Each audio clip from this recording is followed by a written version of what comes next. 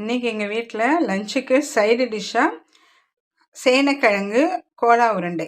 அது எப்படி செய்கிறதுன்னு பார்க்கலாம். பண்ணி வேக வைக்கிறேன். இது நல்லா வேகணும், ஏன்னா நல்லா பிசையணும் இது. அதனால் நல்லா வேகட்டும். மூடி போட்டு வச்சிடலாம். இப்போ நான் நல்லா வேக வச்சுட்டு மிக்சி ஜாரில் போட்டு தான் ஒரு சுற்றி பிசைஞ்சு வச்சுருக்கிறேன்.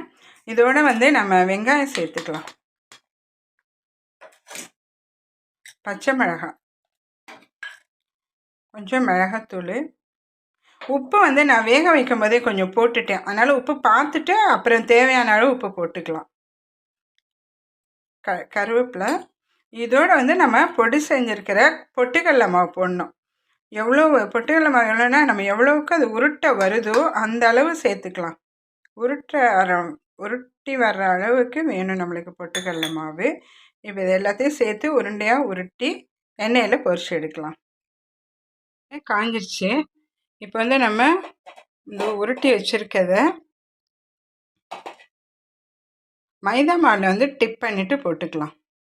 ஏன்னா அப்போ தான் உங்களுக்கு அந்த பைண்டிங் நல்லாயிருக்கும், பிரிஞ்சு போகாது வேகும்போது.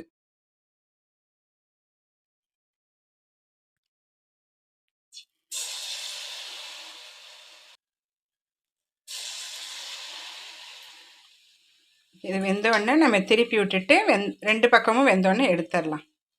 இப்போ இது எல்லா பக்கமுமே வெந்துருச்சு, எடுத்துடலாம்.